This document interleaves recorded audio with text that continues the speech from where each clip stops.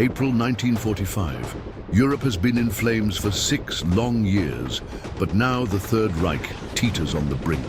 German cities are reduced to rubble, black smoke rises from destroyed factories, and thousands of refugees traverse muddy roads, fleeing a seemingly invincible enemy. What remains of the Wehrmacht is exhausted, hungry, and with almost no supplies. But even in the face of catastrophe, Adolf Hitler, locked in his Berlin bunker, refuses to accept reality. In his delirium, he still believes in a miraculous turnaround, ordering total resistance, to the last man, to the last shot. From the east, a relentless roar advances, the Red Army. Under the command of Marshals Zhukov and Konev, millions of Soviet soldiers march like a human tide, pushing everything before them. Every kilometer conquered is paid for with rivers of blood, but the reward is right there. Berlin, the heart of the Reich, the city that symbolizes the end of the war in Europe. Between them and the German capital stands a formidable barrier, the Seelow Heights. These hills, located about 90 kilometers east of Berlin, are the last line of defense prepared by the Germans. Fortified with deep trenches, concrete bunkers, minefields and heavy artillery, they represent the last hope of delaying the inevitable. It is here, on this spring-soaked terrain shrouded in odor fog, that the decisive battle will be fought. The last gate before Berlin. The tension is palpable. On one side, German soldiers, young recruits, and hardened veterans, many of them poorly armed, vow to defend every inch of ground to the death. On the other, an unstoppable Soviet war machine, eager to end the war and raise the red flag over the Reichstag. The stage is set for a brutal confrontation, an unprecedented slaughter that will decide the fate of Europe. As Seelow Heights are not just a cluster of hills on the map, they are the key to Berlin. Imagine high ground, stretching like a natural wall along the west bank of the Oder River. From above, the Germans have a clear view of the entire floodplain ahead. Every road, every bridge, every soldier who dares to advance will be spotted and killed. The spring of 1945 turned the ground into thick mud, and the fields, deliberately flooded by German engineers, became veritable traps for Soviet tanks and vehicles. For weeks, the Germans worked day and night to transform the heights into a fortress. Deep trenches wind through the hills, connecting concrete bunkers buried, protected by layers of steel. Minefields, barbed wire and booby traps line every access point. Heavy artillery is strategically positioned with camouflaged anti-tank guns ready to fire upon any advance. But the true strength of the Seelow Heights lies not only in its physical defenses, it's the terrain itself. The drop of up to 50 meters gives the defenders an overwhelming advantage. A German soldier with a simple machine gun can wipe out an entire company before it even gets close. For the Soviets, every step will be a struggle against gravity, mud, and an entrenched enemy who knows every inch of the terrain. Behind this fortified line lies Berlin, the Reich's last hope. Hitler insists that the heights are insurmountable, the final rampart that will hold back the Red advance. To the German soldiers, many of them teenagers and men, hurriedly snatched from factories and schools, the order is clear: fight to the death. They know that if they fail here, there will be nothing between the Red Army and the capital. On the Soviet side, commanders survey the hills with cold, calculating eyes. They know they face one of the most difficult battles of the entire war. For Zhukov, capturing the Seelow Heights means opening the road to Berlin and ending the Nazi nightmare. But the price will be paid in blood, and every Red Army soldier feels the weight of that reality. The plain beyond the hills is silent for now, but the air is thick with tension.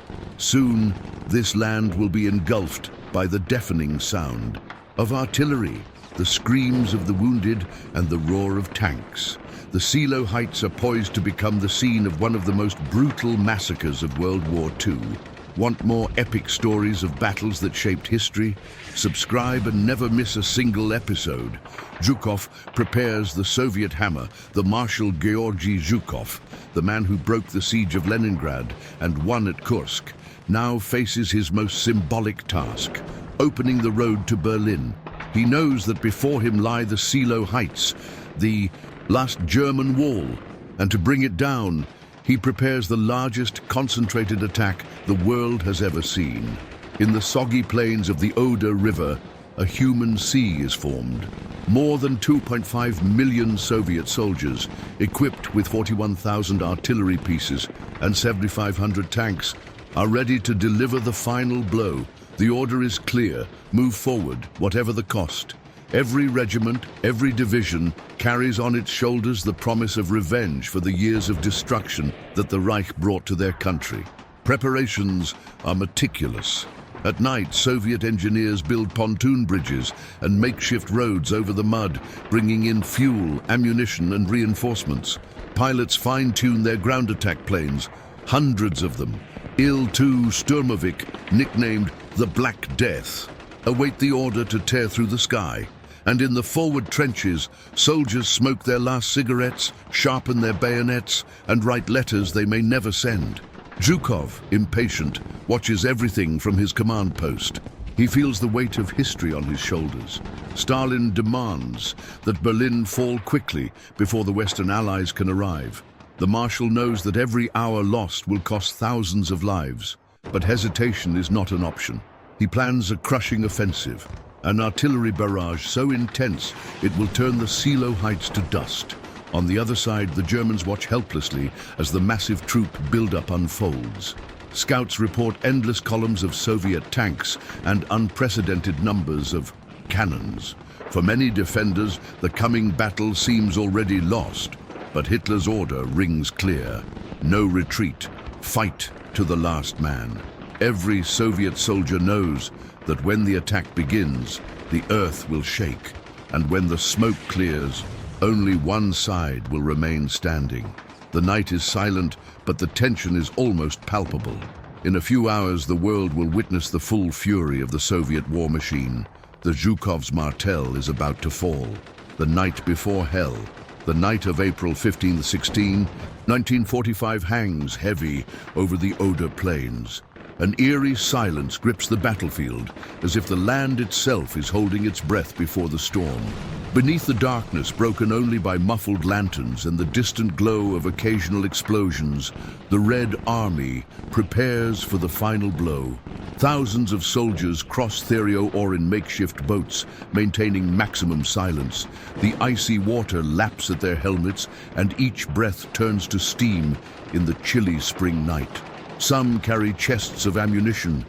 Others drag light artillery pieces through the mud. Their faces are a mixture of exhaustion, fear, and determination. Many know that by dawn, they will be dead. In every Soviet trench, tension gnaws. Soldiers sharpen bayonets, adjust helmets, and clip grenades to their belts. Groups of riflemen share a last cigarette, inhaling slowly as if it were a ritual before the inevitable. Some write quick messages on scraps of paper, last words to mothers, wives, or children they may never read. Meanwhile, on the Seelow Heights, the Germans are also preparing. Seasoned veterans check their MG-42 machine guns for the 100th time, adjust the sights on their anti-tank guns, and reinforce the barricades. Among them, young recruits, boys as young as 16 or 17, in uniforms that are too big for them, try to hide their fear behind hardened expressions. For many, this will be their first and last battle. German engineers deliberately flooded the fields in front of the hills, turning the plain into a sea of sticky mud. Landmines and booby traps were positioned in treacherous patterns, waiting for the Soviets to make the first misstep. Each defensive position was carefully measured, perfect firing angles, wide fields of view, and crossing lines of fire. Around midnight, a cold wind blows, spreading dense fog across the countryside. This fog will be both an ally and a curse, hiding Soviet advances, but also making them easy prey when the searchlights come on. Tensions reach a fever pitch. Men on both sides exchange silent glances, as if knowing that within hours, dawn will bring an unprecedented massacre. At 3 a.m., Zhukov's finger hovers over the button that will initiate the largest artillery barrage of the war. The moment has arrived. All hell is about to break loose over Seelow Heights. Here you experience war like never before. Sign up to feel every explosion and every victory. All hell breaks loose. April 16th, 3 a.m. At 03:00 on the dot, the silence of the early morning is torn apart by a roar that seems to split the world in half. Over 9,000 Soviet cannons simultaneously spitting fire and steel at Seelow Heights. The ground trembles as if alive. The earth rises in columns of dust and mud, and the air is filled with a continuous roar, so loud it deafens even those most accustomed to war. In a matter of seconds, night turns to day. Orange flashes illuminate the horizon as heavy shells rain down relentlessly on the hills. Each explosion rips chunks of the ground apart, sending men, trees, and concrete flying. The shockwave's pressure is so intense that Soviet soldiers watching the bombardment feel the impact in their chests, even miles from the front line. Soviet artillery pours a calculated hell. Barrages of Katyusha rockets, 152mm grenades, and long-range howitzers combine in an apocalyptic spectacle. The plain before the hills is filled with smoking craters, and the smell of burning gunpowder, turned earth, and torn flesh mingles in the air. But the reality is harsh. Many of the German positions are already empty. Anticipating the bombardment, the defenders took shelter in underground bunkers and deep trenches, suffering losses, yes, but surviving. When the barrages cease, they will be ready. For the Soviet soldiers awaiting the order to advance, each second seems eternal. The ground vibrates beneath their feet, and shrapnel rains down like deadly hail. Many look up at the black sky, illuminated by explosions, and wonder if they will survive this. Night. On the German side, the impact is a living nightmare. The hills seem to crumble under the bombardment. Inside the bunkers, men cover their ears, teeth gritted, as fine dust falls from the cracked ceilings. Those in the trenches pray, scream, or simply wait for the end, unsure if the next shot will turn them into nothing more than fragments of flesh and uniform. The roar of the bombardment continues for hours, giving the Germans no time to react. Zhukov believes that when the artillery ceases, nothing will remain but rubble and corpses. But he is mistaken. The real battle is yet to come, and the curtain of fire covering the Seelow Heights is only the prelude to a much greater massacre. If you like real, bloody, and exciting history, click subscribe and come to our battlefield. The breakthrough in artificial fog. A bloody chapter at Seelow Heights, the last obstacle to Berlin. The Battle of Seelow Heights, fought in April 1945, represents one of the most brutal and decisive engagements on the Eastern Front of World War II. It was not simply a battle for territory. It was the last and most formidable natural and defensive obstacle separating the Red Army from Berlin, the heart of the Third Reich. The Seelow Heights, a series of hills and escarpments rising steeply from the Oder River plain, had been transformed into an impenetrable fortress by German forces under the command of General Gotthard Heinrici. With interlocking trenches, dense minefields, fortified machine gun nests, and a well-positioned artillery network, the German defenders were prepared for fanatical resistance, knowing that the fall of Seelow Heights would mean the imminent fall of the capital. It was in this scenario of maximum tension and despair that Marshal Georgy Zhukov, commander of the First Belarusian Front, planned his final assault. An offensive that would be marked not only by its ferocity, but by an audacious and ultimately disastrous tactic, the advance in artificial fog. Zhukov's audacious plan. Light for victory, shadow for defeat. Zhukov, a strategist known for his tenacity and sometimes tactical brutality, was under immense pressure to capture Berlin before the Western Allies did. The Battle of Seelow Heights was the final bottleneck, and he knew that a conventional approach would result in catastrophic losses and unacceptable delays. It was then that he conceived a plan that, in theory, seemed ingenious.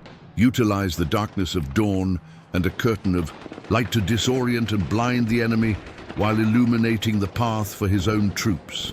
The central idea was simple yet ambitious. After a massive and unprecedented artillery bombardment aimed at pulverizing the German defenses and demoralizing their occupants, Zhukov would order an immediate advance.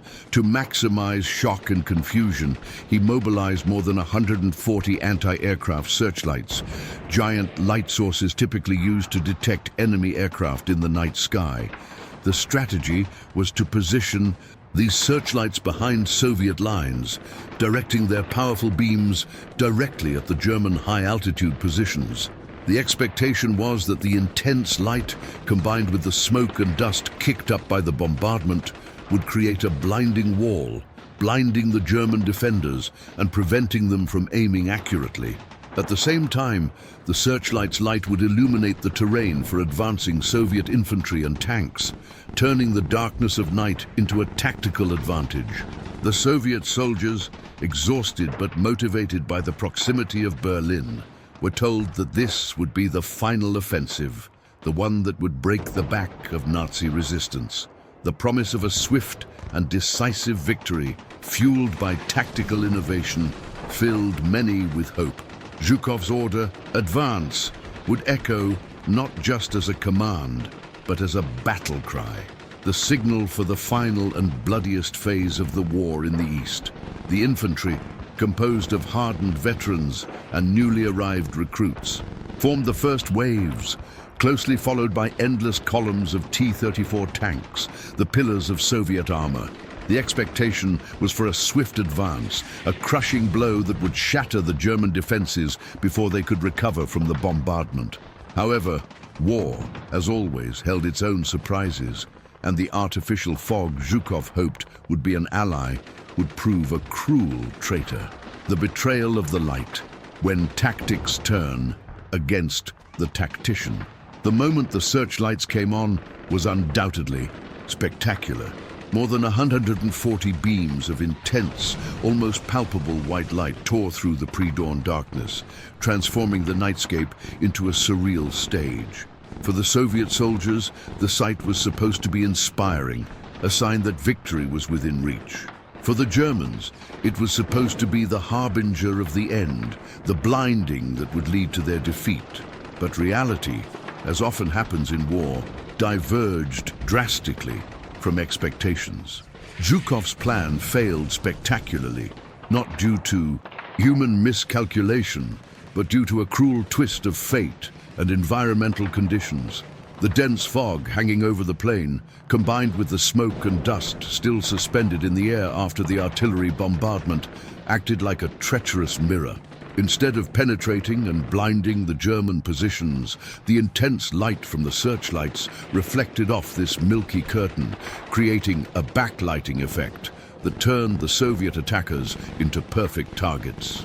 The silhouettes of thousands of soldiers and hundreds of T-34 tanks, previously hidden by darkness, stood out sharply against the artificial glow, like shadows in a macabre theater, or like figures in an illuminated nightmare. For the German defenders, entrenched on the Seelow Heights, the scene was an unexpected and macabre gift. It was as if the enemy, in an act of self-sabotage, had turned a spotlight on itself, revealing every movement, every formation, every target. The advantage of surprise and darkness, which should have belonged to the Soviets, was brutally reversed. The German soldiers, many of them hardened veterans and others, young and fanatical Hitler youth who had survived the hell of the bombardment, now had a clear view of their attackers. The confusion and panic Zhukov had hoped to inflict on the Germans was instead unleashed upon his own troops, who found themselves exposed and vulnerable, trapped in a trap of light and smoke. The advance, which should have been swift and decisive, turned into a slow, agonizing march to the slaughterhouse, with each step revealing more clearly the extent of the tactical error that had been committed. The death howl of the MG-42, the German response and the beginning of the massacre. The tense silence that followed the bombardment, a silence thick with dust and the smell of gunpowder, was abruptly shattered, not by the Soviet victory cry, but by a deadly, unmistakable howl, the sound of German MG-42 machine guns opening fire, known as Hitler's Saw for their frighteningly rapid rate of fire, up to 1,200 rounds per minute. The MG-42s transformed the illuminated plane into a bullet hell. Their bursts, echoing like swift, relentless saws, were accompanied by the dry, sickening impact of bullets tearing through flesh and metal, a sound that would become the soundtrack of that bloody dawn. The first ranks of Soviet infantry, exposed and without cover, fell as if struck down by an invisible scythe. Men who had only moments before advanced with determination now writhed in the mud, their lives taken in an instant. The artificial fog, which should have been an ally, became an accomplice in death, exposing every movement, every silhouette. The T-34 tanks, once symbols of invincibility, became gigantic, luminous targets. German anti-tank guns cunningly camouflaged and their positions revealed by the light of searchlights fired with devastating accuracy. One T-34 after another was hit, bursting into flames that further illuminated the battlefield, adding a macabre glow to the scene and serving as beacons for the German snipers.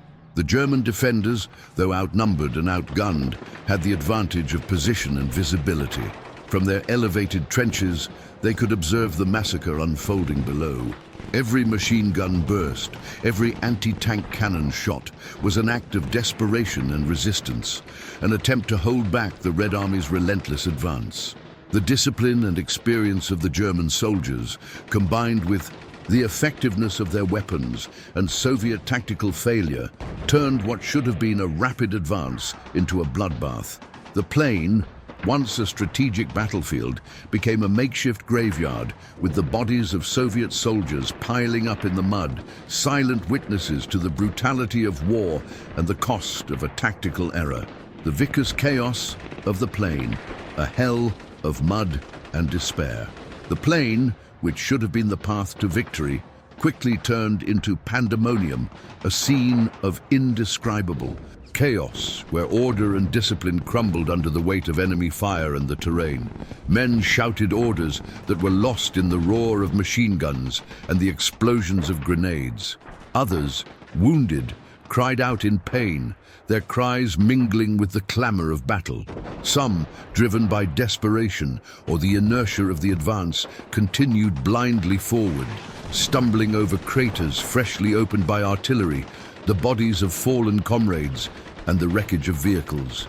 Those behind, amid the smoke and illuminated haze, tried desperately to maintain formation, a nearly impossible task in such an environment. But it wasn't just enemy fire that claimed lives. The terrain itself became a relentless adversary. The Russian spring, with its thaw and constant rains, had turned the plain into a vast mud swamp. This mud, saturated with water and now churned up by bombardment and the traffic of tanks and men, was a viscous and treacherous trap. Boots sank, trapping soldiers in its sticky embrace, making every step an exhausting struggle. Vehicles, especially the heavy T-34 tanks, became bogged down, their tracks spinning uselessly, turning them into static and vulnerable targets for German anti-tank guns. Stuck soldiers, unable to move quickly or seek cover, became easy prey for German snipers who had a privileged view of the carnage from the heights and for the grenades that rained down upon them. The smell of gunpowder, blood, and wet earth hung heavy in the air, a nauseating symphony that accompanied the visual horror. In this hell of mud and despair, morale began to waver. The initial momentum, fueled by the promise of a quick victory, was replaced by a sense of helplessness and futility. The artificial fog, which should have been a protective veil, now felt like a shroud, enveloping the combatants in a treacherous darkness. where light only served to expose the brutality of their situation. Communication was nearly impossible, and tactical coordination dissolved into isolated acts of bravery and desperation. Every meter gained was a testament to human resilience, but also a reminder of the exorbitant cost of that ill-fated advance. Zhukov's iron will, advance at any cost. Far from the chaos of the plain, at his command post, Marshal Georgy Zhukov watched the carnage with a hard, almost stony expression. He was a man forged in the brutality of war, accustomed to massive losses and ruthless decisions. The sight of his troops being decimated, his tanks bursting into flames, did not shake him the way it would an ordinary man. For Zhukov, each life lost was a necessary cost for ultimate victory, a sacrifice on the altar of the motherland. He knew that retreating now, even in the face of such an obvious tactical disaster, would mean losing momentum, giving the Germans precious time to reinforce their positions and perhaps prolonging the war for weeks or even months. Stalin's pressure, demanding the fall of Berlin at any cost and as quickly as possible, hung over him like a sword of Damocles. In a deep, unwavering voice, Zhukov issued the order that would seal the fate of thousands of his men. Advance, advance, whatever the cost. There was no room for hesitation, for second thoughts. The Soviet war machine, once set in motion, could not be stopped. This order, brutal in its simplicity, reflected the Soviet military philosophy of the time. Numerical superiority and ruthless determination could overcome any obstacle, even if the cost in lives was astronomically high. For Zhukov, victory was not an option, but an inevitability, and he was willing to pay any price to achieve it. The life of an individual soldier was insignificant compared to the greater goal of crushing the enemy and capturing Berlin. This iron determination, though incomprehensible to many, was what defined Zhukov as one of the most formidable commanders of World War II. He was a master of concentrating forces and applying relentless pressure, even when circumstances seemed unfavorable.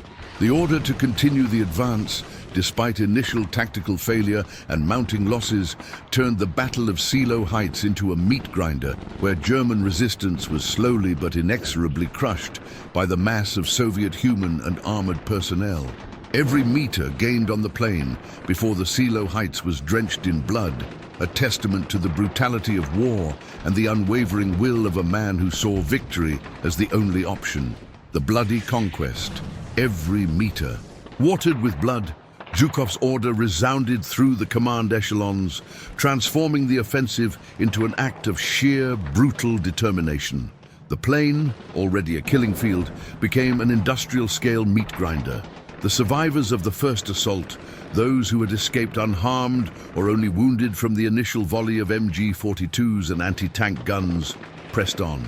They advanced not out of optimism, but out of blind obedience and resigned desperation, knowing that each step brought them closer to the natural wall of the Seelow Heights and to death. Every meter gained was a Pyrrhic victory, paid at an exorbitant price in lives.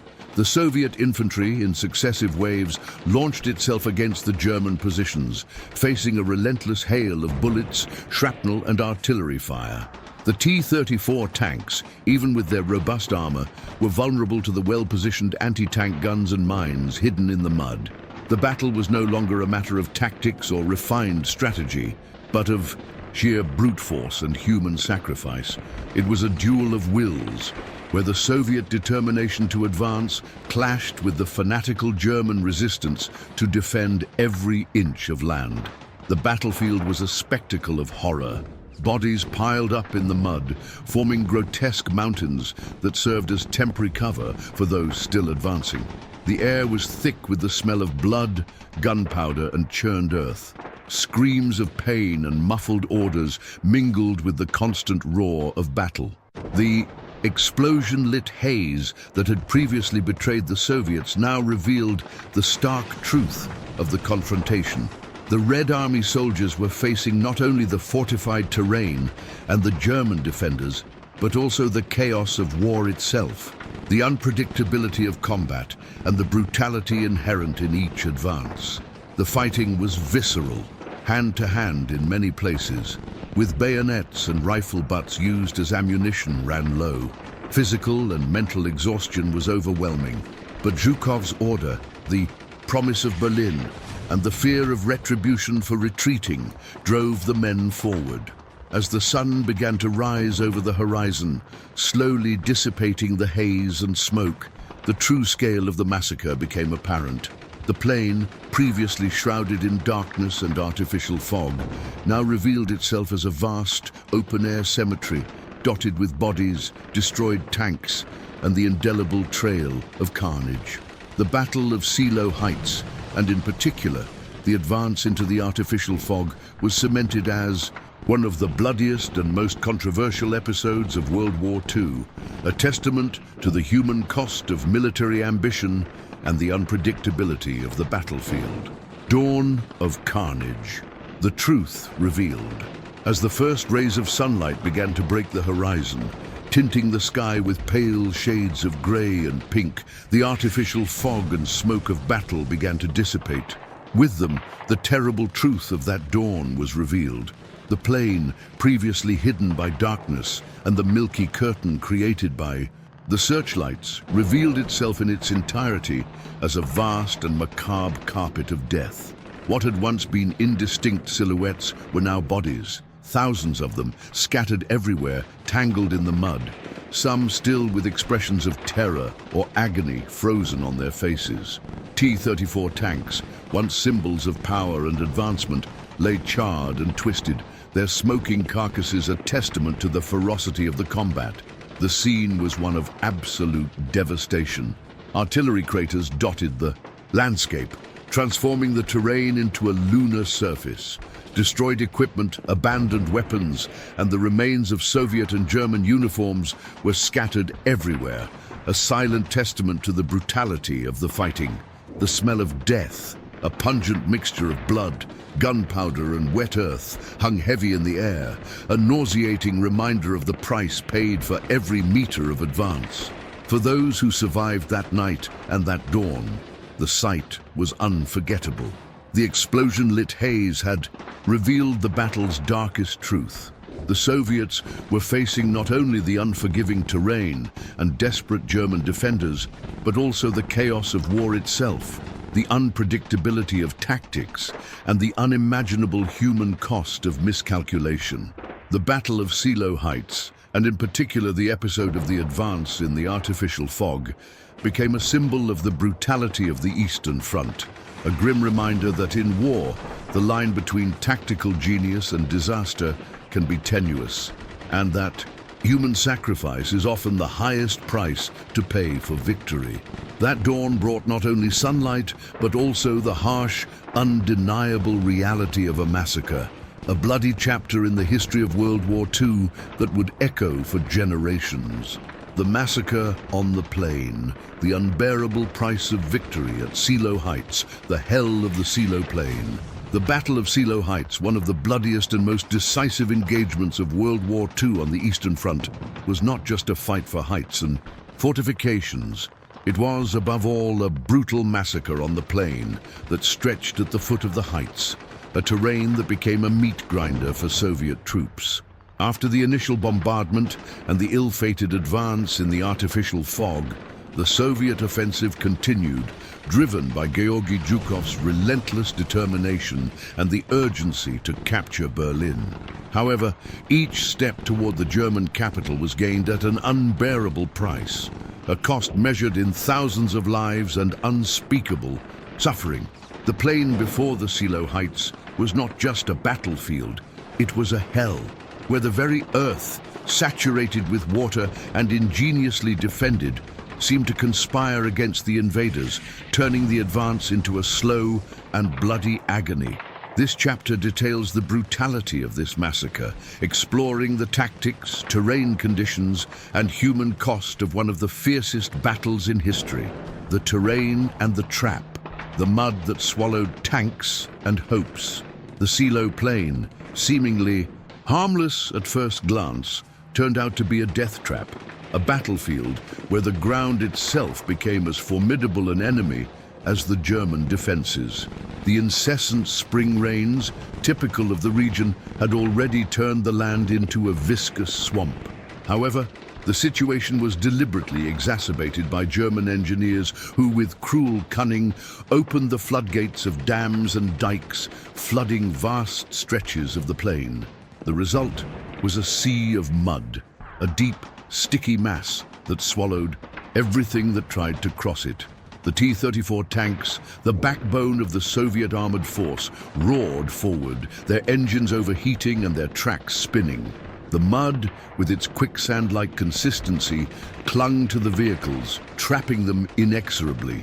Many armored vehicles, once symbols of power and advancement, lay immobile, mired up to their turrets, becoming perfect stationary targets. From Seelow Heights, the German Pak-40 anti-tank guns, cunningly camouflaged, and their crews patiently waiting, fired with devastating accuracy. Each accurate shot turned a T-34 into a fireball, a spectacular explosion that hurled steel turrets meters away, while the twisted metal and charred bodies of their crews mixed with the mud. The smell of burnt diesel and charred flesh hung heavy in the air, adding another layer of horror to this hellish scene. For Soviet tankers, the experience was one of paralyzing terror. Trapped in their war machines, they were powerless against the terrain and enemy fire. With each tank destroyed, troop morale plummeted, and the brutal reality of the battlefield set in. The mud was not just a physical obstacle. It was a symbol of German resistance, a natural and artificial barrier that turned the advance into a slow and costly agony, draining the Soviet attackers of strength and hope with every meter gained. The hell of the infantry, Hitler's mountains, and the terror of mines. If mud was the executioner of the armored vehicles for the Soviet infantry, hell came from the heights of the Seelow Heights, where the German defenses waited relentlessly. Behind the mired and burning tanks, waves of Soviet infantry advanced, a seemingly endless mass of humanity that melted away with every step. Leaping from crater to crater, seeking any vestige of cover in the desolate terrain, the soldiers found themselves in a lunar landscape of churned earth and rubble. But there was no real shelter. The German MG-42 machine guns, feared for their frighteningly fast rate of fire and known as Hitler's saws, mowed down entire ranks of men in seconds. The sound of their bursts was a hellish cacophony, a metallic howl that heralded imminent death. Bodies fell on top of each other, dyeing the mud a dark red that blended with the grayish-brown of the earth, creating a macabre mosaic of life and death. Beyond the incessant machine gun fire, another invisible and treacherous enemy lurked beneath the surface of the plain: landmines. Every step could be the last, every advance a game of Russian roulette. Sudden, deafening explosions sent limbs and helmets flying, transforming the landscape into a spectacle of indescribable horror. The terror of the mines was not just physical, it was psychological. The uncertainty of where the next step would lead, the sight of comrades being dismembered in an instant, created a silent panic that eroded troop morale. Many soldiers, exhausted and terrified, found themselves trapped between enemy fire ahead and the invisible threat beneath their feet. The combination of mud, machine guns, and mines transformed the plain into an efficient killing field, where human life was cheap and death a constant and brutal reality. With every meter, the advance became slower and more costly, a testament to German resilience and the unbearable cost of that advance. Amid the chaos and carnage of the plain, the Soviet offensive continued, driven by a relentless force that transcended fear and logic. With every meter, the advance became slower and more costly, but Zhukov's order was clear: advance at any cost. To ensure this order was carried out, Soviet officers and the feared political commissars exerted brutal pressure on the troops.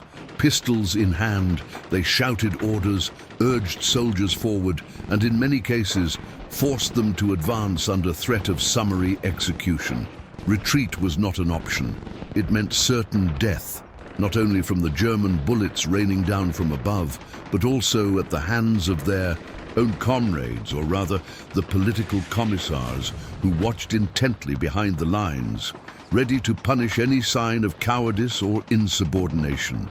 This not a step back policy, though brutal, was effective in keeping troops flowing toward the enemy. Many soldiers, faced with the choice between almost certain death in the advance and guaranteed death in the rear, preferred to press on. They waded through a sea of comrades' corpses, bodies piling up in the mud, serving as a grim reminder of the price of that advance. The hope, however slim, was to find some shelter on the slopes of the heights, to break through the German lines and escape this open-air hell. The psychological pressure was immense.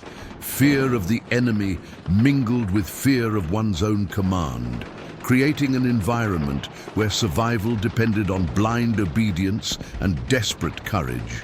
With each wave of attack, new men were thrown forward, replacing those who fell, keeping the Soviet war machine moving, a human steamroller that, despite catastrophic losses, advanced inexorably toward its objective. The air over the Seelow plain was a nauseating, oppressive mixture, laden with the acrid smell of freshly burned gunpowder, the thick smoke of burning tanks, and the sweet, metallic odor of fresh blood and burning flesh. It was a symphony of destruction and agony, a sensory experience that would haunt the survivors for the rest of their lives. The deafening sound of battle was a non-stop cacophony, earth-shattering artillery, explosions, the piercing howl of MG-42 machine guns, the dull boom of anti-tank guns, the shouts of desperate orders, and above all, the screams of pain and despair of the wounded. Everything blended into a hellish chorus of pure destruction, a sound that seemed to tear at the very fabric of reality. Amidst this pandemonium, the sight was equally terrifying. Mutilated bodies lay strewn across the mud, some unrecognizable, others with expressions of terror or agony frozen on their faces. Severed limbs, punctured helmets and broken weapons dotted the landscape, a macabre testament to the ferocity of the fighting. Doctors and nurses, their uniforms already stained with blood and mud, desperately tried to treat the wounded, but most were beyond help. Soldiers with horrific burns, limbless or devastating internal injuries cried out for water, for relief, or simply for their mothers' names, as death, slow and inexorable, overtook them. Hope was a luxury few could afford in that hell. Those who could still move crawled for shelter or tried to drag their wounded comrades out of the line of fire in a final act of humanity amid the inhumanity of war. The plain had become a vast open-air hospital where life was draining away with every second, and pain was the only constant. From the heights of the Seelow Heights, the German defenders watched the massacre on the plain with a deadly, almost inhuman coldness. For them, the sight of waves of Soviet soldiers being mown down by machine, guns and tanks exploding in the mud, was not a cause for joy, but rather a grim, resigned satisfaction. They knew that, despite every repulsed attack, every Soviet life lost, final victory was a chimera. The Red Army's numerical superiority was overwhelming, and it was only a matter of time before German resistance was crushed by the relentless mass of men and machines. Yet for now, every second was a triumph. Every machine gun burst, every anti-tank gun round, every mine that exploded beneath a Soviet soldiers' feet meant that Berlin was still alive, at least for a few hours. The defense of Seelow Heights was no longer about strategic victory, but about buying time, precious time for civilians to flee, for the German government to attempt some desperate maneuver, or simply to delay the inevitable. The German soldiers, many of them young and fanatical, others hardened and exhausted veterans, fought with desperate ferocity, aware that they were defending the last bastion before the Reich. Capital, Their discipline and determination, even in the face of imminent defeat, were remarkable. They were the last line of defense, and they were willing to pay the ultimate price to delay the Soviet advance. The German perspective was one of suicidal resistance, yet honorable in its own tragedy. They harbored no illusions about the war's ultimate outcome, but fought for every inch of land, for every enemy life they could claim, for every minute of delay they could impose. The plain below was a testament to their defensive effectiveness, a graveyard for the attackers and a symbol of their capacity to inflict pain and suffering even when hope had faded. The coldness with which they observed the massacre reflected the brutality of war and the dehumanization it inflicted on all involved. For Marshal Georgy Zhukov, the supreme commander of the First Belarusian Front, the catastrophic casualties on the Seelow Plain were not a sign of failure, but an inevitable price to be paid for. Victory. He was a ruthless strategist, forged in the furnaces of Stalingrad and Kursk, where human life was a resource to be expended in the name of the greater objective. The sight of thousands of his soldiers' bodies strewn in the mud, the destroyed tanks, and the waves of attack crumbling under German fire did not shake him the way it would an ordinary man. For Zhukov, war was a brutal equation of strength and sacrifice, and he was determined to resolve this equation in the Soviet Union's favor, no matter the cost. He knew that the only way to break through the German defensive line, which proved more resilient than expected, was to keep pressing, turning the battlefield into a meat grinder until enemy resistance finally gave way. Stalin's pressure to capture Berlin was immense, and Zhukov could not afford to hesitate or retreat. With every passing minute, the price of victory rose, but Zhukov's determination remained unshakable. He firmly believed that the superior numbers and unbreakable will of his men, even in the face of terrible losses, would ultimately crush the enemy. It was a brutal strategy, but one that had proven effective in other campaigns. This mindset, which prioritized the strategic objective above all else, transformed the Battle of Seelow Heights into a symbol of the brutality of total war. Zhukov was willing to sacrifice tens of thousands of lives to reach Berlin, and the Seelow Plain became the stage for this iron determination. The unfolding massacre was, for him, a necessary step on the path to ultimate victory, a grim testament to the fact that in war, humanity often gives way to the cold logic of annihilation. The plain was indeed a vast grave, but for Zhukov, it was also the path to glory, paved with the blood of his own men. The plain as grave, the ultimate price of victory. As the sun set over the Seelow Plain, casting long shadows across the devastated landscape, the true scale of the massacre became undeniable. What had once been a strategic battlefield was now a vast open-air grave, a silent testament to the unbearable price of victory.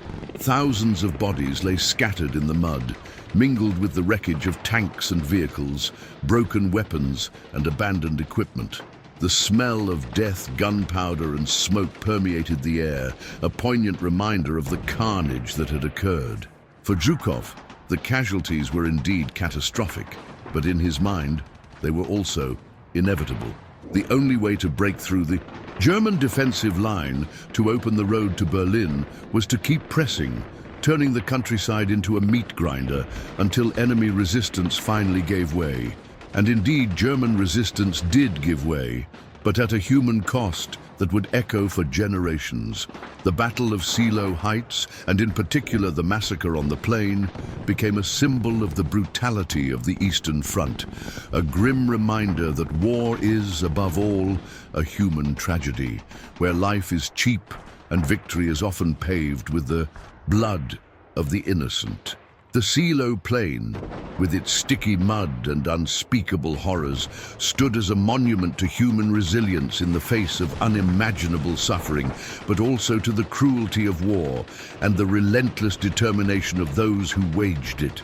The price of victory had been paid, and it was a price history would never forget. As the Soviet waves crash against the slopes of the Seelow Heights, the Wehrmacht launched desperate counterattacks, trying to gain time and keep the last line. Before Berlin alive, on the narrow, waterlogged roads, Divisionspanzer, already shadows of their former selves in the glorious days of the Blitzkrieg, emerge from their camouflaged positions. Their tanks, many Panzer and a few Tigers, advance at all costs, firing at the approaching Soviet columns. Despite chronic fuel and ammunition shortages, the Germans fight with near-suicidal ferocity. Tank crews know there will be no spare parts or reinforcements. Every shot must be lethal. With precise shots, they managed to create momentary gaps in Soviet formations, turning T-34 tanks into fireballs and pushing the enemy infantry back, even if only for minutes. In the trenches, the defenders engage in hand-to-hand combat. Machine guns, MG-42, fire incessant volleys, mowing down attackers who venture too close. Grenades are exchanged like stones, and bayonets gleam in the flickering light of the explosions. Entire platoons disappear in seconds, buried under the violence of combat. Even exhausted, the Germans fight with the determination of those with nowhere to retreat.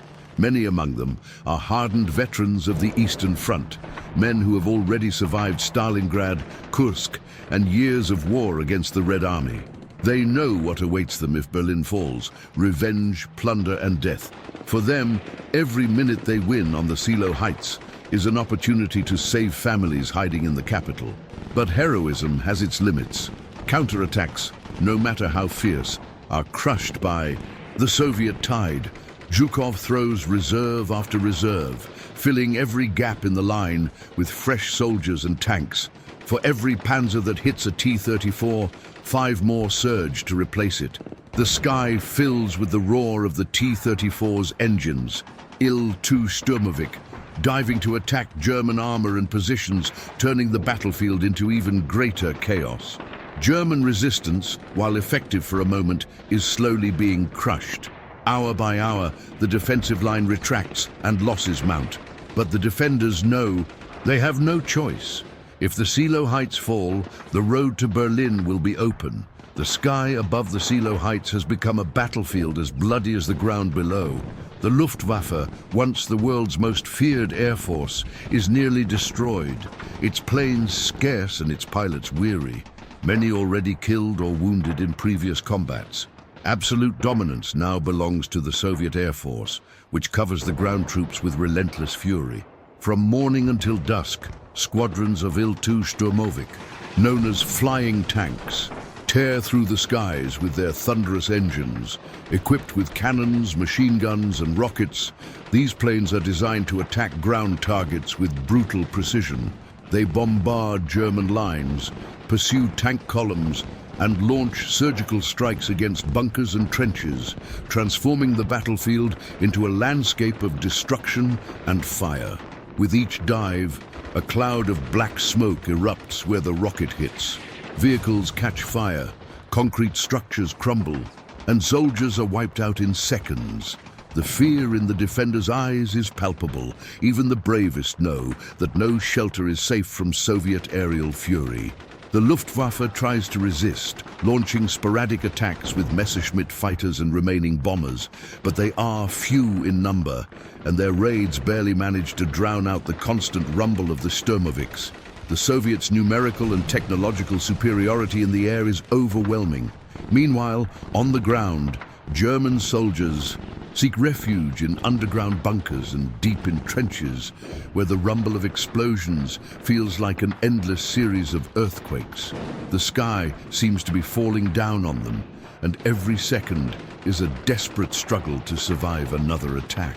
The Soviet Air Force not only destroys, but also breaks the defenders' morale. Knowing there is no respite, that death could fall from the sky at any moment, makes the defense of the Seelow Heights even more unbearable.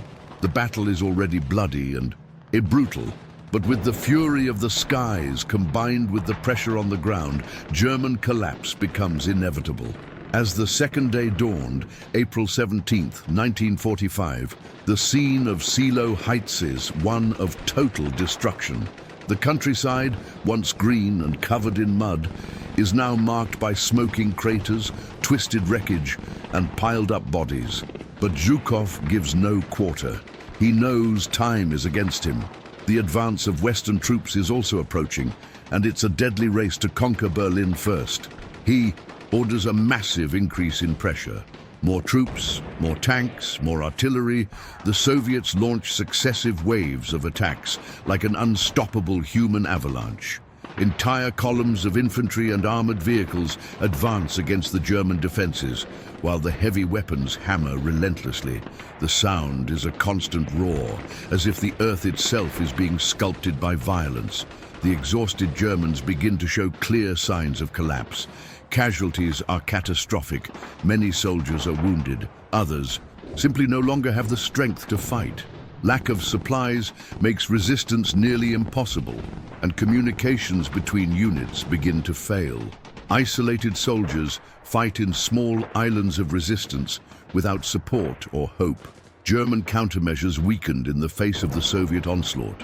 T-34 tanks managed to break through the enemy's first lines, opening gaps through which the infantry advances with renewed fury.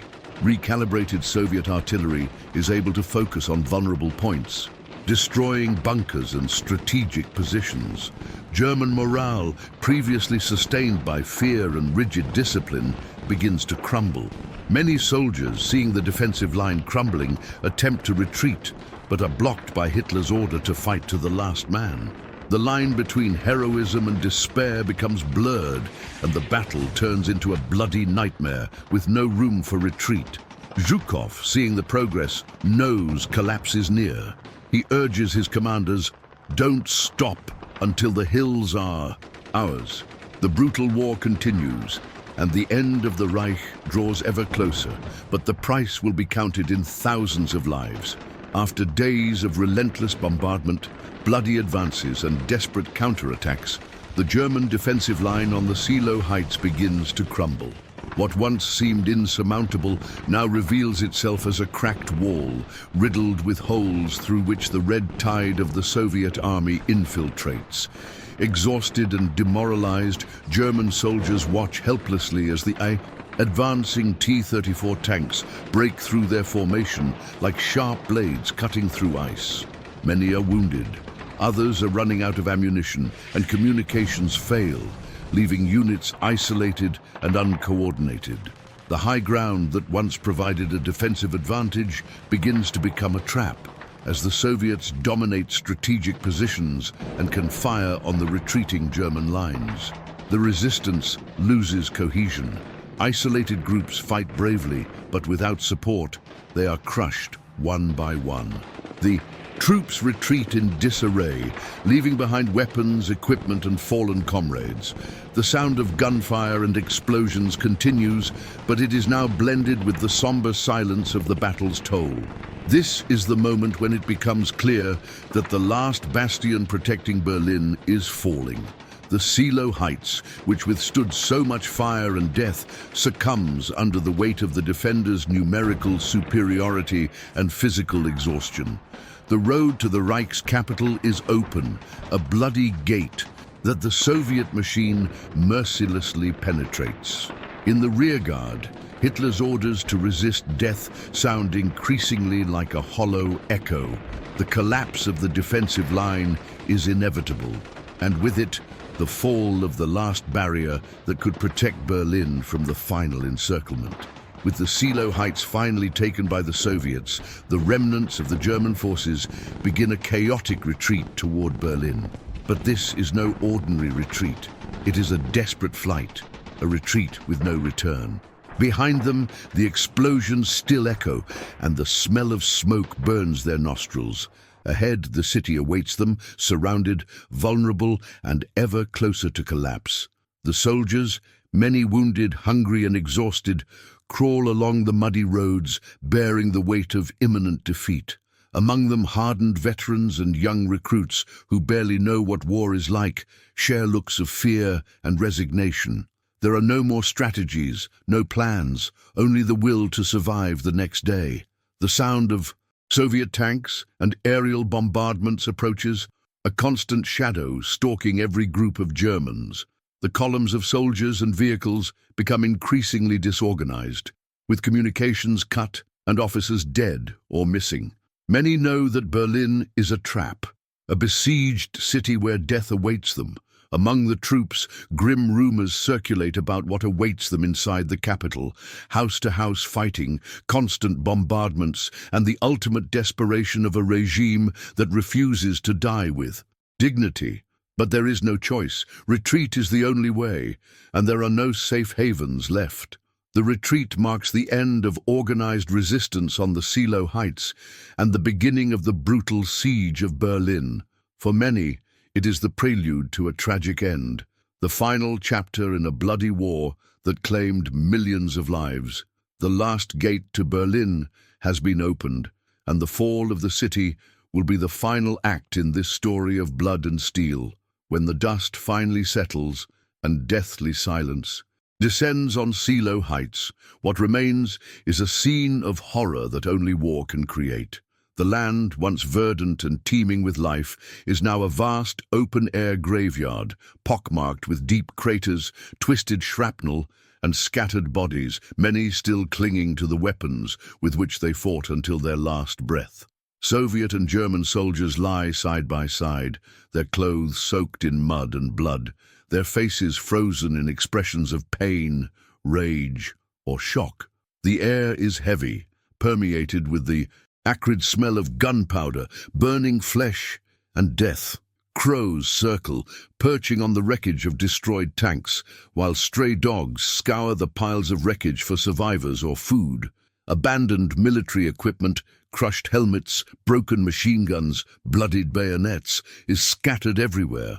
Piles of empty ammunition and remnants of barbed wire attest to the intensity of the defenses that once resisted here. Trees were felled by explosions, and damaged bunkers bear silent witness to the fury of the fighting. For the Soviet survivors, the price of victory is clear. More than 30,000 Red soldiers lost their lives or were wounded, a terrifying toll for a single battle. The Germans suffered similar losses, and many of those who fled know the coming days will be even more brutal. Fighting to defend Berlin in a siege, no one can imagine how long it will last. The Seelow Heights battlefield is not only a strategic achievement, but a symbol of suffering and extreme sacrifice. There, blood, courage, and desperation mingled to open the final gate that would lead the Red Army to the heart of the Reich. With the fall of the Seelow Heights, the road to Berlin is finally open, a bloody door wide open to the heart of the Third Reich. The resistance that had held back the Soviet advance for so long has crumbled, leaving the capital vulnerable as never before. The Red troops, exhausted, wounded, and still scarred from the massacre in the hills, now advance with renewed determination. They know that Berlin is not just a city, but the symbol of the Nazi regime, the last stronghold of a world that is crumbling. Each soldier carries not only weapons, but also a hunger for justice, revenge, and an end to this cruel war. On the other side, inside Berlin, the mood is one of panic and despair. The German High Command knows that the siege is inevitable, that the city is surrounded by relentless forces, and that the urban battle will be even more bloody and brutal. Civilians prepare for the worst, and orders for total resistance echo through the buildings, basements, and bunkers. The capital becomes a fortress, haunted by the shadow of imminent defeat. Thus, the Seelow Heights cease to be just a line on the map and become the bloody prelude to the final battle, the desperate fight for the survival of Berlin and the Reich itself.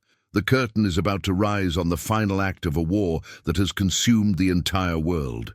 With the Seelow Heights captured, the eyes of the world turn to Berlin, the final frontier, the battlefield where the war will reach its bloody climax. The Red Army regroups on the plains it now dominates, preparing for the final assault. Soldiers who survived the carnage in the hills take a deep breath, knowing that the most brutal and merciless battle is yet to come. The streets of Berlin will be the scene of house-to-house fighting, gunfights in narrow alleys, and fierce resistance that will envelop every building and every corner. Meanwhile, the German defenders prepare for a desperate fight. Civilians arm themselves with whatever they can, pieces of metal, tools, even child soldiers trained. The city is transformed into a makeshift fortress, where every inch is fought for with blood and fire. This is the prelude to the battle that will decide the fate of Europe, the final act before the end of the Reich, bloody, chaotic, and epic. The Red Army stands ready for the final assault, with the fury of a storm and the determination of one who knows. Not the meaning of defeat.